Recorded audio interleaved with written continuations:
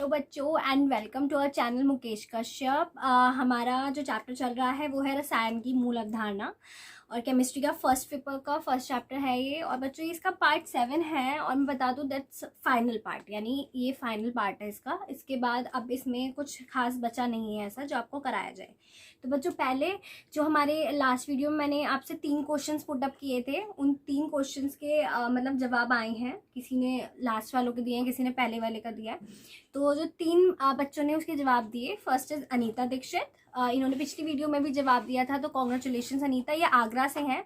इसके अलावा गौरव कटारा, ये भी आगरा से हैं और कॉन्ग्रेचुलेशंस गौरव। और इस साथ ही साथ एक आया था रजनी कुमावत, ये जयपुर राजस्थान से बिलोंग करती हैं। ठीक है, तो कॉन्ग्रेचुलेशंस आप तीनों बच्चों को कि आपने अच्छे से जवाब दिया। और आप बाकी चेक कर लीजिए कि आपके जवाब सही हैं या नहीं, मैं आपको क्वेश्चंस बता रही हूँ करके। ठीक है बच्चों, एक क्वेश्चन जो था जिसमें कार्बन और ऑक्सीजन की आपको परसेंटेज डिफाइन करनी थी, बतानी थी, वो वाला मैं नहीं कर पाई, मैं भूल गई कि इसमें मुझे वो करना था। मुझे अब बाद में आपके रिप्लाईज देख के याद आया कि हाँ वो भी क्वेश्चन मैंने दिया था, तो वो मैं आपको कभी और उसका आंसर क्लियर कर दूंगी। ठीक है, अभी फिलहाल हम देखते हैं जो मैंने आपको लास्ट में 2 क्वेश्चन दिए थे उनका उसमें क्या था। हमें लवण का अणुभार दिया था 30, जिसे हम एम डैश से शो करते हैं। लवण का भार दिया था W, विच इज जो कि 3 ग्राम है। ठीक है, लवण यहाँ पे जो लवण था वही हमारा विलय है यहाँ पे, क्योंकि इसमें हमने देखा था अमाउंट स्मॉल किसकी थी, लवण की थी, तो लवण क्या है वो विलय है यहाँ पे। विलायक का भार हमें 250 ग्राम दिया था, हमें वेट केजी में चाहिए होता है, इसे symbol W, capital W KG से है, तो इसको हम केजी में चेंज करेंगे, विच इज 1/4 केजी। ठीक है, जो 1/4 केजी आया है। ठीक है, अब बच्चों मोललता हमें ज्ञात करनी थी उसमें। तो मोललता का फॉर्मूला पूरा जो होता है वो होता है मोललता बराबर विलय का भार बटे विलायक का द्रव्यमान किलोग्राम में। लेकिन बच्चों मैंने आपको सिंबल में भी वो लिख के दिखाया था, मैं यहाँ सिंबल यूज कर रही हूँ बिकॉज ये शॉर्ट पड़ जाएगा और फिर ज्यादा टाइम वेस्ट भी नहीं होगा। तो मोललता स्मॉल है, मैं यहाँ पे विलय के मोलों की संख्या का फॉर्मूला होता है भार बटे अणुभार, तो भार है W, अणुभार है M डैश, और जो विलायक का द्रव्यमान केजी में था वो था W केजी। और ये सारी चीजें हम ऊपर निकाल चुके हैं। तो बच्चों पहले रख देते हैं वेट 3, और इसका द्रव्यमान इसका परमाणु भार हमने रख दिया 30, जो कि हमें ऑलरेडी दिया था, नहीं दिया होता तो हम निकालते। और वेट आया था 1/4, वो हमने पुट कर दिया। अब बच्चों देखो 3 से काटोगे, 3 1 जा 3 एंड 3 10 जा 30, ये आया 1/10 इंटू में 1/4 आपका साथ में चल रहा है। अगर आप देखें ये 4 ऊपर चला जाएगा, 4/10, 4/10 को हम लिख सकते हैं 0.4, या आप इसे और सिंपल काटना चाहते हैं तो 2 और 5, और फिर आप इसकी डिवाइड करेंगे तो भी ये 0.4 आएगा। फिर आप इसकी यूनिट लिख सकते हैं या तो स्मॉल m, मैंने कैपिटल लिख दिया था सॉरी, स्मॉल m, या फिर मोल पर केजी, बिकॉज जो फॉर्मूला है वो विलय के मोलों की संख्या बटे द्रव्यमान केजी में है, तो ऊपर मोल आएगा नीचे केजी आएगा। तो बच्चों इसका आंसर था 0.4। ठीक है, अब क्वेश्चन सेकंड हम देखते हैं। क्वेश्चन सेकंड क्या था, विलय का अणुभार विलय दिया था हमें NaBr। ठीक है, NaBr विलय दिया था, इस विलय का अणुभार हम पहले निकाल लेंगे। विलय का अणुभार था Na का परमाणु भार प्लस Br का परमाणु भार, NaBr का परमाणु भार हम निकालते हैं। ऐसे जो अभी वीडियो देख रहे हैं जिन्हें नहीं पता, पिछली वीडियो में मैंने निकालना बताया, आप उसमें जाके देख सकते हैं। Na का परमाणु भार होता है 23 और Br का होता है 80, जो आया 103, इसका एडिशन यानी जोड़ 103 आएगा। विलय का भार जो हमें दिया हुआ था, गिवन था, वो था 20.6, ठीक है, ग्राम। और विलय का आयतन था हमारा 500 ml, क्योंकि हम यहाँ पे हमें मोलरता फाइंड आउट करनी है, यहाँ में मोलरता फाइंड आउट करनी है, और आयतन लीटर ml में दिया है, तो इसी से हम पता लगा सकते हैं कि मोलरता ज्ञात करनी होगी हमें, क्योंकि मोलरता में आयतन का यूज होता है, मोललता में आयतन का यूज नहीं होता है। तो ठीक है बच्चों, 500 ml दिया, इसको हमने कन्वर्ट करा है 1/2 लीटर में, ml से लीटर में कन्वर्ट हो गया। मोलरता हमें ज्ञात करनी है। जैसे मोललता का शॉर्ट में फॉर्मूला था वैसे ही मोललता का था, वैसे ही मोलरता का है। इसे हम कैपिटल M से दिखा रहे हैं, इक्वल्स टू W/M डैश। दोनों फॉर्मूले में कोई फर्क नहीं है, बस वहां पे द्रव्यमान केजी में बात हुई है, यहाँ पे आयतन लीटर में बात हुई है। तो W/M डैश इंटू VL, हमें सब कुछ दिया था 20.6/103 इंटू 1/2। तो बच्चों इसका पॉइंट हमने हटाया, मैंने यहाँ 0 बढ़ा दिया, 103 इंटू 10, क्योंकि पॉइंट हटाओ नीचे 10 बढ़ गया है। ठीक है, अब ये 103 से अगर आप देखेंगे 206 2 टाइम्स जाएगा, ये 2 टाइम्स चला गया तो बचा 2/10 इंटू 1/2। अब बच्चों जो 2 है ये भी क्या होगा, ये भी ऊपर चला जाएगा तो हो जाएगा 4/10। अदरवाइज आप इसे इस तरह भी काट सकते हो, 2×5 = 10, तो ये 2/5 और 2/5 को भी हम 0.4 लिखेंगे। इसे हम या तो कैपिटल एम इसकी यूनिट दिखाएंगे या मोल पर लीटर यूनिट दिखाएंगे। होप्स आपको ये दोनों सवाल अच्छे से समझ में आ गए हो। जो तीसरा सवाल था उसके मैं आपको आंसर्स बता दूंगी बाद में, अदर किसी वीडियो में आएगी तो उसमें मैं आपको बता दूंगी, ठीक है। अब बच्चों देखो आज का जो हमारा टॉपिक है वो है मोल प्रभाज, ठीक है। इसे आप मोल प्रभाज कह सकते हैं, मोल अंश, मोल ऐसे ही रहेगा, अंश कह सकते हैं, या मोल भिन्न भी आपको कहीं कहीं पे मिल सकता है, लेकिन जो सबसे ज्यादा यूज होता है वो होता है मोल प्रभाज। और इसे अगर हम डिनोट करें तो एक्स से हम इसे शो कर देते हैं, जैसे मोललता स्मॉल एम से, मोललता कैपिटल एम से, तो इसे हम एक्स से डिनोट करते हैं, ठीक है। एक्स या ये होता है जाई, इससे ज्यादातर एक्स से यूज करते हैं, जाई बच्चों से नहीं बनता सही से, तो एक्स ही यूज किया जाता है, ठीक है। देखो बच्चों मोल प्रभाज को आप समझ लो, इसकी कोई पर्टिकुलर डेफिनेशन मैंने इसमें नहीं दी है, इसकी डेफिनेशन है लेकिन बिकॉज वो आपके बिल्कुल काम की नहीं है, आपको इसमें मेन पर्पस न्यूमेरिकल है। तो देखो बच्चों क्या हम मानते हैं, माना किसी विलयन में n मोल विलय है, एक हमारे पास सॉल्यूशन है, विलयन है। मैं विलयन की डेफिनेशन आपको पहले भी बता चुकी हूँ, जिन्हें नहीं पता वो फिर से सुन लो, कि जो समांगी मिश्रण होता है हमारा, किन्हीं दो पदार्थों का समांगी मिश्रण जो कहलाता है वो हमारा विलयन कहलाता है। क्या हो, बट उसमें एक जो हमारा पदार्थ हो वो लिक्विड फॉर्म में होना चाहिए, यानी द्रव अवस्था में होना चाहिए। n मोल विलय है तथा कैपिटल n मोल विलायक है, क्योंकि मैंने आपको बताया विलयन दो चीजों से मिलकर बना है, विलय और विलायक। तो हमने माना स्मॉल n से करा कि विलय है और कैपिटल n मोल विलायक उपस्थित है, तब विलयन में उपस्थित कुल मोलों की संख्या, यानी हम टोटल मोल उसके जोड़ेंगे तो small n plus capital n आएगी। अब बच्चों मोल प्रभाज का हम पे फॉर्मूला क्या है, घटक के मोलों की संख्या बटे कुल मोलों की संख्या। घटक के मोल से क्या मतलब है कि अगर या तो घटक, यानी इसके घटक क्या है, या तो विलय है या विलायक है, तो अगर वो विलय के बारे में पूछ रहे हैं तो आप ऊपर रखेंगे विलय के मोलों की संख्या और बटे में इन दोनों का योग, यानी कुल मोलों की संख्या। और अगर वो आपसे विलायक का पूछ रहे हैं तो क्या करेंगे आप, ऊपर विलायक के मोलों की संख्या रखेंगे बटे कुल मोलों की संख्या, और एक न्यूमेरिकल करके हम इसे आसानी से भी क्लियर कर लेंगे। अब देखो बच्चों, यदि हम माने कि n मोल विलय, यानी जो n मोल विलय थे वो हमने a माना, और कैपिटल n मोल विलायक जो था वो हमने b मान लिया, तो a का मोल प्रभाज, यानी जो हमारा n मोल विलय था उसका मोल प्रभाज को हम x से दर्शाते हैं, तो इक्वल टू a के मोलों की संख्या, यानी n मोल विलय की संख्या बटे कुल मोलों की संख्या। अगर आप इसे सिंबल्स में दिखाओ तो XA इक्वल्स टू, क्योंकि यहाँ पे a के मोलों की संख्या और a क्या है, हमने n विलय के मोल जो माने वो a माने हैं, तो यहाँ पे n रखेंगे अपॉन में n प्लस n, कुल मोलों की संख्या हमने ऊपर भी निकाली थी, उपस्थित कुल मोलों की संख्या n प्लस n है, n प्लस n, और इसे हम इक्वेशन 1 का नाम दे देंगे। इसी प्रकार b का मोल प्रभाज अगर आप निकालोगे xb तो वो होगा b के मोलों की संख्या बटे कुल मोलों की संख्या, xb equals to capital N, यानी विलायक के मोलों की संख्या है, यहाँ पे बी जो था वो विलायक के मोल था, और अपॉन में n प्लस n, ये इक्वेशन 2 हम इसे मान लेंगे। देखो बच्चों अब क्या करेंगे, हम इस इक्वेशन 1 और 2 को अगर हम जोड़ दें तो XA प्लस XB को अगर आप जोड़ेंगे तो n upon n plus n, और प्लस में capital N upon n plus n, ये XA के थे ये XB के थे। अगर आप इन दोनों का एलसीएम लेंगे, दोनों का एलसीएम आएगा n प्लस n, क्योंकि दोनों के नीचे सेम ही चीज है, ऊपर क्या होगा जुड़ के n प्लस n, ये वापस ऐसे आ जाएगा। क्योंकि जिन्हें एलसीएम लेना नहीं आता हो तो बच्चों वो सीख लें, क्योंकि ये केमिस्ट्री का टॉपिक नहीं है, मैथ्स का टॉपिक है एलसीएम लेने वाला जो है, या लासा जिसे हम बोलते हैं, ठीक है। अगर आप इसका एलसीएम लेंगे और सॉल्व करेंगे तो n प्लस n अपॉन में n प्लस n आएगा, और इसे आप काटेंगे तो ये एक बार कट जाएगा, तो यानी XA प्लस XB बराबर 1 आ गया। तो बच्चों यहाँ से हमें ये बात पता चल गई कि अगर हम मोल प्रभाज निकाल रहे हैं तो उसमें विलय और विलायक के मोलों की जो संख्या होगी वो 1 के बराबर होगी। तो जस्ट सपोज आपको कभी उन दोनों का योग का ना पता हो या आपको ना पता चल पा रहा हो तो आप अपॉन में 1 अपनी मर्जी से रख सकते हैं, क्योंकि उसका योग 1 ही आना है, ये बात बिल्कुल क्लियर है।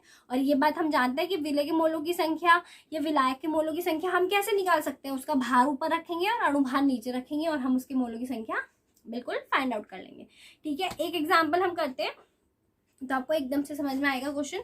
अब देखो बच्चों क्या दिया है, 90 ग्राम जल में एसीटोन, एसीटोन के बारे में आप नहीं जानते हो तो इसका फॉर्मूला देख लो, CH3COCH3। आपने ये IUPAC में जरूर पढ़ा होगा, लेकिन ऐसे जनरल लाइफ में शायद आपने नहीं सुना होगा एसीटोन। कि क्योंकि बच्चों ये आपको याद होने भी चाहिए, क्योंकि हो सकता है वो एसीटोन दे दे खाली, आपको सूत्र ना दे और आपको जरूरत पड़ेगी सूत्र की। कि 5.8 ग्राम घुले हैं विलियन में जल तथा एसीटोन के मोल प्रभाज की गणना कीजिए। तो पहले तो बच्चों ये बात की हमारा इसमें विलय क्या है, विलायक क्या है। तो अगर हम देखें तो 90 ग्राम जल में एसीटोन के 5.8 ग्राम घुले। क्या घुला हुआ है जल में? एसीटोन, और एसीटोन की मात्रा कम भी है, तो यानी एसीटोन विलय है। तो एसीटोन का भार कितना दिया आपको? 5.8 दिया है उन्होंने, 5.8 ग्राम। ठीक है। अब बच्चों एसीटोन का भार है, एसीटोन CH3COH3 का अणुभार आपके पास होना चाहिए, आप निकाल लें अगर आपको नहीं दिया है। तो क्या होगा? C का अणुभार प्लस 3 इंटू H का परमाणु भार लगेगा, C का लगेगा फिर O का plus C plus 3 into H का लगेगा। बाकी आपकी इच्छा, आप जैसे से सॉल्व करना चाहें परमाणु भार निकाल सकते हैं। 12 3 इंटू 1 ये 3 ही हो जाएगा, प्लस C का 12, O का 16, C का फिर से 12 और इसका 3 इंटू H यानी कि 3, क्योंकि H का 1 होता है। तो अगर आप जोड़ोगे 12 12 दूनी 24, 12 तिया 36, 36 और 3 कितने हुए? 39, 39 और 3 इट्स 42, और 42 और 16 अगर आप जोड़ेंगे 42 और 16 कितने हो जाएंगे? ये हो जाएंगे 58। ठीक है। तो एसीटोन का क्या हुआ? परमाणु भार, अणुभार 58 हो गया हमारे पास। तो बच्चों एसीटोन के मोलों की संख्या हम निकाल सकते हैं कि मोलों की संख्या यानी स्मॉल एन, क्योंकि विलय के हम किससे दिखाते हैं? स्मॉल एन से। तो भार बटे अणुभार से हम निकालते हैं। तो भार हमने रखा है 5.8 ऊपर और ये रखा है 58 नीचे। तो बच्चों आप पॉइंट हटाओगे, 0 बढ़ाओगे, 58 से 58 चला जाएगा, नीचे बचेगा 10 यानी 1/10 या 0.1। ठीक है बच्चों, यहाँ पे एसीटोन के मोलों की संख्या आ गई। अब हम किसके मोलों की संख्या निकालने वाले हैं? जल के मोलों की संख्या, क्योंकि जल क्या है? यहाँ पे विलायक है। ठीक है। तो जल का पहले देखते हैं, भार कितना दिया है हमें? 90 ग्राम दिया है। जल का अणुभार मैं नहीं निकाल के दिखाऊंगी, क्योंकि आपको पहले भी निकाल के दिखाया है, और ये ऐसी चीज है जो आपको अब तक याद हो जानी चाहिए कि जल का अणुभार कितना होता है। तो जल का अणुभार 18 होता है हमारे पास। ठीक है। H2O इसका सूत्र है, आप निकाल के देख भी सकते हो अगर आप निकालना चाहो तो बच्चों जल का अणुभार हमने निकाल लिया। अब हम निकालेंगे जल के मोलों की संख्या, क्योंकि जल हमारा विलायक है। तो उसे कैसे दिखाएंगे? उसे दिखाएंगे हम कैपिटल एन से। ठीक है। कैपिटल एन बराबर भार बटे अणुभार रखेंगे। भार है 90 ग्राम बटे 18, क्या आएगा ये? 18 पंजे 90। मोलों की संख्या कितनी आ गई इसकी? 5 आ गई हमारे पास। ठीक है। क्लियर है इतनी बात आपको? बिल्कुल ठीक है बच्चों। अब देखो आपके पास क्या है? एसीटोन के मोलों की संख्या है और जल के मोलों के भी हमारे पास संख्या है। अब देखो बच्चों, इसमें हमसे जल और एसीटोन दोनों के मोल प्रभाज पूछे गए हैं। तो अब मोल प्रभाज हम कैसे निकालेंगे? पहले हम निकालते हैं एसीटोन का मोल प्रभाज, यानी एसीटोन का मोल प्रभाज निकालेंगे एक्स एसीटोन। आप इसके नीचे ऐसे भी लिख सकते हो एक्स एसीटोन, क्योंकि एक्स मोल प्रभाज से दिखाते हैं। क्या था फॉर्मूला? स्मॉल एन, क्योंकि विलय है ये, और capital N plus small N. अब देखो बच्चों स्मॉल एन कितना है हमारा? 0.1, और हमारा ये कितना है? इन दोनों का योग अगर आप करोगे तो 0.1 प्लस 5। ठीक है। तो 0.1 अपॉन 5.1 ये हमारा आया। तो पॉइंट से पॉइंट हटाओगे तो 1 अपॉन 51, और आप इसे पॉइंट्स में भी सॉल्व करके लिख सकते हो। तो ये तो आ गए हमारे वो एसीटोन का मोल प्रभाज 1/51 यहाँ पे हम पे आ गया। अब बच्चों दूसरा निकालते हैं हम जल का मोल प्रभाज। तो जल का मोल प्रभाज निकालने के लिए एक्स जल लिखेंगे। तो एक्स जल बराबर हमारे पास कितना आएगा? एक्स जल बराबर एक्स जल में हम capital N upon N plus N, क्योंकि कैपिटल एन यहाँ पे विलायक है तो हमने इसलिए लिखा है कि जल विलायक था तो एन दिखाया है इसे। तो एन हमारे पास कितना था? जल के मोलों की संख्या थी यहाँ पे 5/5 और 0.1 प्लस 5। ठीक है। 5/5.1 ये हमारे पास मोलों की संख्या थी। तो अगर पॉइंट हटाएंगे ऊपर 0 बढ़ाएंगे तो हो जाएगा 50/51। ठीक है, तो ये क्या है हमारे एसीटोन के मोलों की संख्या। आप इसे जल के मोलों की संख्या आप चाहे तो इसे डिवाइड करके भी लिख सकते हैं। अच्छा बच्चों, इसमें हमारे पास एक फायदा होता है कि हम पता लगा सकते हैं कि ये हमारा जो क्वेश्चन है का आंसर आया है वो सही आया कि नहीं आया, क्योंकि अगर आप एसीटोन और जल के मोल प्रभाजक को जोड़ेंगे तो इनका योग कितना आना चाहिए, 1 आना चाहिए इनका योग, क्योंकि अभी हमने पढ़ा था कि x से प्लस एक्स भी 1 होता है। तो आप देख लो x एसीटोन प्लस x जल, इन दोनों का हम जोड़ें तो 1/51 प्लस 50/51, ठीक है। एलसीएम 51 ही आएगा क्योंकि ये 51 है, ये भी 51 है, और ऊपर ये 1 + 50 हो जाएगा, तो 51/51 इक्वल्स टू 1, यानी हमारा x एसीटोन प्लस x जल जो है वो 1 आया है। इसका मतलब हमारा आंसर बिल्कुल ठीक है। अगर बच्चों यहाँ पे आंसर आपका 1 ना आए तो इसका मतलब आपने कहीं पे क्वेश्चन में गड़बड़ करी है, या आप इसे चेक करने का वे है। ठीक है बच्चों, होप सो आपको सवाल समझ में आ गया होगा। नहीं समझ में आया तो आप कमेंट में कह दीजिएगा, मैं आगे एक वीडियो बनाऊंगी जिसमें आपके अब तक के पूरे चैप्टर के जितने भी आपने प्रॉब्लम्स अगर मुझे दिए हैं कमेंट में कि हमें इसमें प्रॉब्लम है या कोई न्यूमेरिकल है जो आप पूछना चाहते हो, आप कमेंट में न्यूमेरिकल देके भी पूछ सकते हो। मैं नेक्स्ट वीडियो एक बना दूंगी छोटी सी जिसमें आपकी सारी प्रॉब्लम्स के सॉल्यूशन हो जाए। तो बच्चों अब इसका हमारे पास एक क्वेश्चन है, ये आपको होमवर्क में करना है। 46 ग्राम एथिल अल्कोहल तथा 36 ग्राम जल के विलयन में एथिल अल्कोहल और जल के मोल प्रभाज की गणना करनी है। वहाँ एसीटोन था, यहाँ एथिल अल्कोहल है। एथिल अल्कोहल का सूत्र आपको नहीं दिया गया है।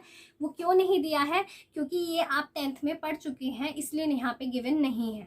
ठीक है, एसीटोन आप नहीं जानते थे इतना, इसलिए दिया हुआ था। तो इसलिए याद रखिए, जो चीज़ आप पढ़ते जा रहे हैं उसे दिमाग में भी रखते चलें। जिनको नहीं पता है मैं लिख दे रही हूँ, C2H5OH ये होता है एथिल अल्कोहल का सूत्र। ठीक है, अगर आप सवाल सॉल्व करेंगे तो आप यूज कर सकते हैं इसे। ठीक है बच्चों, ये आप होमवर्क में करने वाले हैं। और हमारा इसका नेक्स्ट टॉपिक है मूल अनुपाती सूत्र ज्ञात करना, यानी मूल अनुपाती सूत्र हम कैसे ज्ञात करते हैं। देखो बच्चों, किसी यौगिक के मूल अनुपाती सूत्र का निर्धारण निम्न पदों में लिखकर किया जाता है। ये एक टेबल सी बनाई है मैंने। ठीक है, पहले इस टेबल में आप तत्व लिखेंगे, पहली हेडिंग होती है। इसमें क्या करते हैं, हमें जितने भी तत्वों का दिया होता है उनको हम लाइन वाइज लिख लेते हैं। ठीक है, नेक्स्ट हमें प्रतिशतता दिया है। फिर उसके बाद हम क्या करते हैं, सभी तत्वों की जो परसेंटेज दी होती है हम वो लिख लेते हैं यहाँ पे। फिर मोल अनुपात प्रतिशत बटे परमाणु द्रव्यमान। यहाँ क्या करते हैं, जो परसेंटेज हमें दी है उस परसेंटेज को हम उस तत्व के परमाणु द्रव्यमान से भाग कर लेते हैं। उसके बाद सरल अनुपात में हम क्या करते हैं बच्चों, यहाँ पे जो सबसे छोटा नंबर आया होगा आपका, उस नंबर से यहाँ जितने भी आपके आए थे उन सबको हम भाग दे देते हैं। उन्हें भाग देने के बाद जो भी संख्याएं हमारे पास निकल के आती हैं वो पूर्णांक है तो अच्छी बात है। अगर पूर्णांक नहीं है तो उन्हें एक सही नंबर से जिससे गुणा करके वो पूर्णांक बन सकती है हम गुणा कर लेते हैं, और क्या करते हैं उस नंबर को फाइंड आउट कर लेते हैं और फिर उसका मूल अनुपाती सूत्र ज्ञात कर लेते हैं। मैं आपको एक करके दिखाऊंगी सवाल, आपको समझ में आ जाएगा। बाकी आप इस टेबल की स्क्रीनशॉट ले सकते हैं और इस चीज़ को अच्छे से पढ़ लें। मैंने लिखा है हर किसी का वे कि आपको कैसे कैसे करना है, और बाकी मैं अभी करके बता रही हूँ। ठीक है, देखो बच्चों, एक क्वेश्चन था हमारे पास। क्वेश्चन है, एक यौगिक का भारात्मक संगठन इस प्रकार है। इन्होंने हमें संगठन दिया है कि कोई कंपाउंड है वो इस तरीके से है कि Cu यानी कॉपर उसमें 25.46% है, S उसमें 12.82% है, ऑक्सीजन 25.65% है और H2O 36.07% है। ये सब उसकी परसेंटेज दी हुई है उन्होंने। और अब हमें इसके अकॉर्डिंग फिर हमें क्या करना है, यौगिक का अणु सूत्र ज्ञात करना है। ठीक है बच्चों, मूल अनुपाती सूत्र अणु सूत्र में थोड़ा सा डिफरेंस है। पहले हम मूल अनुपाती सूत्र ज्ञात करेंगे, उसके बाद अणु सूत्र हम आराम से ज्ञात कर सकते हैं। ठीक है, करो यदि अणुभार 249.5 हो। ठीक है, 249.5 अगर अणुभार दिया हो तो अणु सूत्र हमें ज्ञात करना है। ये यौगिक का अणुभार आपको दिया हुआ होगा। अब देखो बच्चों क्या करेंगे, पहले तत्व लिखेंगे। तत्व आप पे कौन कौन से थे, Cu था, S था, O था, H2 लिख दिया हमने, Cu, S, O और H2। अब बच्चों इनकी परसेंटेज कितनी थी, इसकी 25.46, इसकी 12.82, 25.65 और 36.7, इनके सामने इनकी परसेंटेज लिख दी। अब इस मूल अनुपात में हम क्या करते हैं, जो 25.46 है ये परसेंटेज, इसको डिवाइड करते हैं कॉपर के किससे, परमाणु भार से। कॉपर का परमाणु भार होता है 68.5। ठीक है, हो सकता है आपको गिवन हो, वैसे इसमें इन सवालों में मोस्टली गिवन होता है, नहीं होता है तो आपको याद होना चाहिए, ठीक है। वैसे होता है गिवन ज्यादातर। तो 68.5 इसको आप डिवाइड करेंगे तो ये ऑलमोस्ट 0.40 के करीब आएगा, ठीक है। इसी तरीके से सल्फर का करेंगे 12.82 डिवाइड, सल्फर का 32 होता है, इसको करोगे तो 0.40 आएगा। 25.65 को 16 से भाग करोगे क्योंकि ऑक्सीजन का कितना होता है 16, तो 1.60 आएगा। और H2O को 18 को भाग करोगे 36.07 से, तो ऑलमोस्ट ये 2 आएगा। ये लगभग में लिखे हैं मैंने सभी, ये जरूरी नहीं बिल्कुल एक्यूरेट है, ठीक है। अब क्या करेंगे बच्चों, ये जितने भी हमारे पास वैल्यू आई है इनमें सबसे छोटी वैल्यू छांटेंगे। बताओ कौन सी है सबसे छोटी, 0.40 जो कि हम पे 2 है, वो वाली वैल्यू लेंगे और उस वैल्यू से इन सभी को भाग दे देंगे, जिसे हम सरल मोल अनुपात बोलते हैं। तो 0.40 से 0.40 को भाग, फिर 0.40 से 0.40 को, और 1.60 से 0.40 को, और 2 को भी 0.40 से, इन सब से हम भाग दे देंगे। अगर आप काटोगे तो इसको 1 आएगा, इसे काटोगे तो भी 1 आएगा, इससे आप काटेंगे तो ये लगभग कितना आएगा 4 आएगा, और इसे आप काटोगे तो ये 5 आएगा। ये भी बच्चों थोड़े लगभग में ही आंसर लिए हैं क्योंकि पॉइंट्स इसमें यूज हम नहीं करते। अगर आपका 1.00 आ रहा हो तो आप 1 ले लेना, ठीक है। आप उसमें नियरेस्ट नंबर वाली चीज भी देखेंगे कि अगर 1.6 में आ रहा है तो आप उसे 2 ले लें, और अगर 1.43 में आ रहा है तो आप उसे 1 ही रहने दें, ठीक है। अब देखो बच्चों, CU हम पे CU था तो CU क्या हुआ, CU पे कोई कितना आया 1, तो CU का नीचे आप 1 लिख दोगे। S का कितना आया वो भी 1, O का कितना आया था 4 तो उसके नीचे 4 लिखोगे, और H2O कितना आया था 5, ठीक है। तो इसके आगे मैंने 5 लिखा है। अगर आप सोचोगे मैंने यहाँ पे क्यों नहीं लिखा, तो इसमें यहाँ पे आप नहीं लिखोगे, आप इसे आगे ही लिखोगे। तो अतः मूल अनुपाती सूत्र क्या बनेगा, CuSO4, क्योंकि CU पे 1 था, S पे 1 था, O पे 4 था, इंटू 5H2O, ठीक है बच्चों। ये आ गया मूल अनुपाती सूत्र। लेकिन क्वेश्चन में उन्होंने आपसे क्या कहा था, अणु सूत्र ज्ञात करना। तो देखो बच्चों, यौगिक का अणु सूत्र क्या होता है, सॉरी ये अणु सूत्र है, अणुभार नहीं है। अणु सूत्र का फॉर्मूला क्या होता है, मूल अनुपाती सूत्र भार की गुणा करता है n से। अब ये n क्या है, n यहाँ पे है यौगिक का अणुभार। यौगिक का अणुभार आपको क्वेश्चन में दिया हुआ होता है। तो बच्चों देखो, यौगिक का अणुभार 249.5 दिया था उन्होंने। तो अब आप क्या करेंगे, पहले मूल अनुपाती सूत्र भार ज्ञात कर लेंगे, सूत्र भार ज्ञात करेंगे क्योंकि ये मूल अनुपाती सूत्र भार की बात चल रही है। ये आपका मूल अनुपाती सूत्र था, इसका आप वेट कर निकाल लेंगे, यानी कि इनके तत्वों का परमाणु भार जोड़ देंगे। CU का 63.5, यहाँ पे 68.5 होगा शायद, ये मैंने गलत कर दिया है, प्लस 32 प्लस 4 इंटू 16 और प्लस 5 इंटू 18 जो कि जल का था, ये आप निकालेंगे। ये भी कितना आया 249.5 आया। तो बच्चों अगर आप अब n इसका n ज्ञात करेंगे तो n जो है ये हमारा कितना निकल के आने वाला है, यौगिक का n जो है हमारा, n निकालेंगे तो क्या करते हैं, n में 249.5 को यौगिक के अणुभार से डिवाइड कर देंगे 249.5 जो कि हमारा आ गया 1। तो अब आप यौगिक का अणु सूत्र आप वो अणुभार जो है यौगिक का अणुभार वो 249 इसमें यहाँ पे दिया हुआ है, यानी यही आ रहा है ये लौट के। तो बच्चों क्या करेंगे, n में इसकी फॉर्मूला हम n में 249.5 पुट कर देते हैं यहाँ पे, और इसका आंसर हमें मिल जाता है। अब देखो बच्चों, नेक्स्ट क्वेश्चन जो आपको करना है, यौगिक का समानुपाती सूत्र ज्ञात कीजिए। समानुपाती सूत्र और मूल अनुपाती सूत्र एक ही होते हैं, जिसमें 26.6% पोटेशियम है, 35.4% क्रोमियम है, 38.0% ऑक्सीजन है, और ये K का आपको वैल्यू दी है, उसका परमाणु भार ये Cr का दिया है, ये ऑक्सीजन का दिया है। बच्चों यहाँ आपको मूल अनुपाती सूत्र ज्ञात करना है, यानी यहाँ पे आपको सिर्फ जहां तक ये CuSO4 इंटू 5H2 हमने निकालता सिर्फ यहाँ तक ज्ञात करना है, इसके नीचे वाला काम आपको यहाँ पे नहीं करना। आपको सिर्फ इतना ही हमें फाइंड आउट करके बताना है कि आखिर ये जो कंपाउंड बनाई है, यौगिक बनाई है क्या, ठीक है। इसका आप मूल अनुपाती सूत्र हमें कमेंट सेशन में बता दीजिएगा। और बच्चों ये यहीं पे खत्म होता है चैप्टर। अगर आपको लगता है कि इस चैप्टर में कोई टॉपिक मैंने छोड़ दिया है तो आप कमेंट कर सकते हैं, और कोई भी इस पूरे चैप्टर की 7 पार्ट्स में से आपको कहीं पे भी कोई दिक्कत है तो आप मुझे कमेंट्स में बता दीजिए। उसके ऊपर जितने भी प्रॉब्लम के आपके कमेंट्स आएंगे उन सब के ऊपर एक वीडियो बन जाएगी। कोई न्यूमेरिकल पूछना है आप कमेंट में पूछ सकते हो, ठीक है बच्चों। और इसके बाद हम जल्दी ही, अगर कम कोई प्रॉब्लम नहीं आती है, आपको दिक्कत नहीं आती है, तो हम नेक्स्ट वीडियो लाएंगे बहुत जल्दी, जो होगा चैप्टर 2 परमाणु संरचना, एटॉमिक स्ट्रक्चर, और उसे भी हम जल्दी से जल्दी खत्म करने की कोशिश करेंगे। तो बच्चों घर पे तैयारी करते रहो, and all the best, and like और शेयर करना मत भूलना, and thank you so much for watching.